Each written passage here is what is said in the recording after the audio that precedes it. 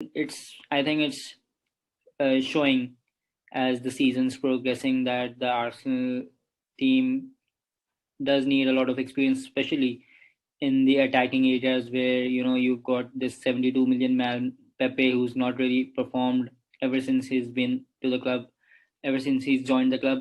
There were glimpses, for example, if you remember, he scored under Unai Emery. He scored two free kicks in the 90th or the last 10 minutes of the game to win Arsenal the game. I mean, he's capable of doing something like that. He's capable of beating players. He's going to win his one-on-ones whenever possible. But it's just consistency that comes into question for him. And just because he's so inconsistent, just because he doesn't have the strength to play in the Premier League or to challenge for balls, or that work ethic, or that he uh, pressurizes the players on the ball of the defensive line. That's why he's out of the team, and an 18-year-old Saka is playing in his place.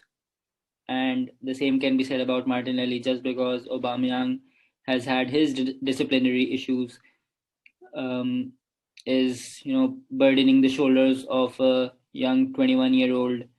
And it's we can't really blame Martinelli, Saka, Smith Rowe.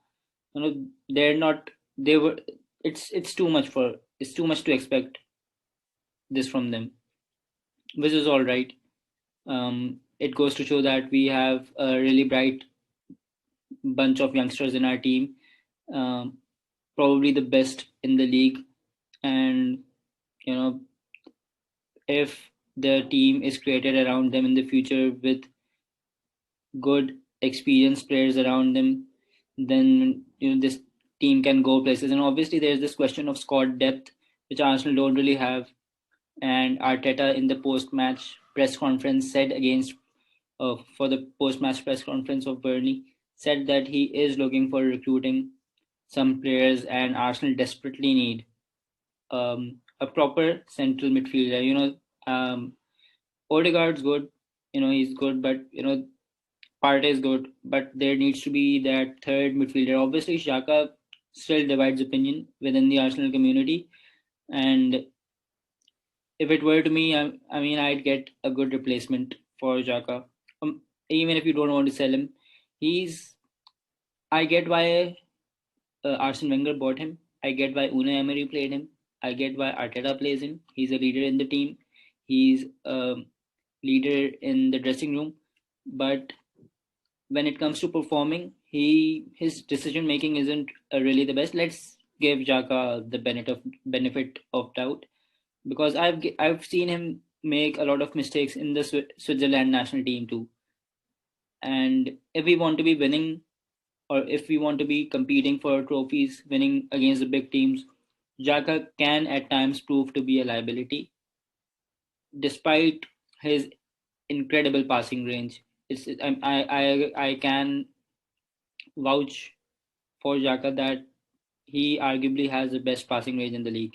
I barely see him miss passes. I barely see him make a wrong pass. And obviously, he doesn't have the speed required that a midfielder should have. But uh, Partey doesn't have the same passing range. But Partey helps to make that transition from defense to attack. Partey can turn quickly if Gabriel or Ben White rolls the ball to him. He has the strength and the pace to turn a player and attack the ball, and make that transition from defense to attack. So I think Arsenal definitely need a midfielder, a good reliable midfielder. I mean, Arsenal have for so many years missed uh, a player like Santi Cazorla.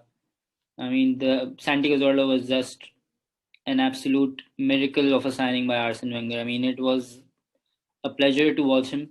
And Cazorla was so smooth on the ball; it was so hard to dispossess him. And he was there to help the defenders, and he was there to create the chances. And he used to score goals as well. or maybe someone like Ramsey who could be a short-term fix. But Arsenal do need someone in the midfield area so that Odegaard can focus on maybe creating chances and doesn't have to defend as much as he is currently doing.